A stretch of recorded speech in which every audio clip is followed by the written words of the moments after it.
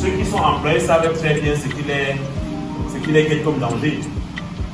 Le patron peut se lever un matin et dire que bon, toi ça suffit. C'est bon, il n'y a plus besoin de tes services. Tu te retrouves au quartier. On a fait des gens comme ça qu'on a viré, n'est-ce pas? C'est vrai, c'est pas vrai. Et quand on te met dehors, si tu n'avais pas ton système, ça peut faire très mal. L'employé peut même simuler qu'il est malade. Et s'il est malade, le patron peut lui donner 2 ou 3 jours pour se reposer. Mais le travail indépendant ne peut rien simuler. Il est son propre patron. Si le boutiquier Ousmane n'ouvre pas le matin à 5 h, il ne reçoit pas le pain, l'eau ne vend pas le pain sur toi. Qui a compris quelque chose? Et sa clientèle ira ailleurs.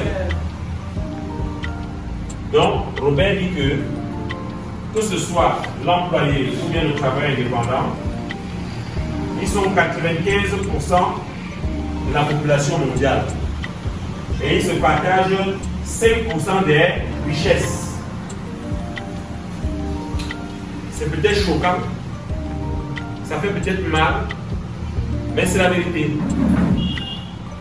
Robert conseille aux employés et aux travailleurs indépendants de migrer vers le côté droit du quadrant et devenir des business owners. Est-ce que quelqu'un peut dire business owner? Business owner. Un business owner, c'est un entrepreneur. C'est quelqu'un qui a mis sur pied un système. Dis à ton voisin système. Système. Voilà. Il a mis sur pied un système. En fait, ce gars a recruté beaucoup de gens, acheté leurs heures et on travaille pour lui. Ça veut dire que qu'il soit là ou pas, le système va fonctionner. Pour être ici, selon Robert, il faut avoir environ un capital de 1 milliard de francs CFA et 500 employés qui travaillent pour toi. On connaît quelques business owners ici dehors. Dangote Aliko, Congelka Bouchinier, Sylvestre, Foucault Bernard, Bocom. Ce sont des business owners. Ce sont des gens qui ont mis sur pied un système. Et s'ils voyagent, le système va continuer de fonctionner. S'ils meurent même, comme Kaji, le système va seulement continuer. Donc, finalement, le secret de la richesse, c'est le système. Dis encore ton voisin système. Système. Sans système, vous travaillez toute votre vie, vous mourrez pauvre. Robert disons, étant donné que tout le monde n'a pas la capacité de recruter 500 employés pour qu'on travaille pour vous, ou encore d'avoir 1 milliard de capital, vous pouvez commencer dans une activité qu'on appelle le marketing relationnel. Est-ce que quelqu'un peut dire marketing relationnel? Le marketing relationnel. Encore appelé multi-level marketing, MLM. C'est tout un système qui permet à une personne qui n'a pas assez de moyens de rentrer dans un système déjà établi pour consommer un produit. Et lorsque tu consommes le produit, tu recommandes aux autres. Et ces personnes-là de recommandation en recommandation deviennent ton système. Et c'est comme ça que moi, par exemple, j'ai un système de 500 personnes. Et parmi les 500 personnes, il y a cela 1 an, il y a au moins 400 que je ne connaissais pas. Je suis en train de créer mon système. Dis à ton voisin, je crée mon système. Je crée mon système. Voilà. Et c'est comme ça que lorsque vous gagnez déjà de l'argent de façon automatique avec votre système, puisque l'argent tombe tout le temps, ça s'appelle les revenus passifs. Dis à ton voisin, revenus passifs. Revenu passif. C'est le secret des riches. Tous les riches que vous voyez dehors là, c'est ça qu'ils cherchent. Les revenus passifs. Un revenu passif est un revenu que tu n'as pas besoin de faire l'action pour avoir. Que tu sois là ou pas, ça va tomber. Donc quand on a déjà des revenus passifs, tout le temps et de façon périodique, Robert dit qu'on peut maintenant devenir ce qu'on appelle un investisseur. Imaginez par exemple, à l'Orange International, on nous paye tous les jeudis. Fermez les yeux et imaginez que vous avez un réseau de 10 000 personnes entre le Cameroun, le Gabon, le Tchad et même jusqu'aux États-Unis. Et que chaque jeudi, vous avez déjà constaté que chaque jeudi, les alertes que vous recevez vous font en moyenne, même quand c'est bas, on est autour de 400-500 000.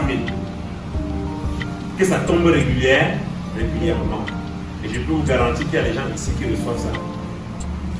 C'est en ce moment-là que vous commencez à penser à investir. Parce que c'est tombé cette semaine, vous avez peut-être envoyé les enfants à l'école. La semaine encore, la semaine prochaine, c'est encore tombé. Et vous commencez à penser que vous faites autre chose avec. C'est ici qu'on achète dans les terrains, dans les biens immobiliers, on achète les actions d'entreprise, on achète de l'or, on achète de nouveaux actifs comme les crypto-monnaies. D'accord? On achète, qu'est-ce que j'allais dire? Bref, on achète des actions, on achète des actifs. Et les actifs, il y a des gens même qui achètent même du pétrole. Vous pouvez acheter le pétrole, mais vous n'emmagasinez pas. Quand le pétrole prend la valeur, vous le vendez. Voilà ce qu'on appelle donc les investisseurs.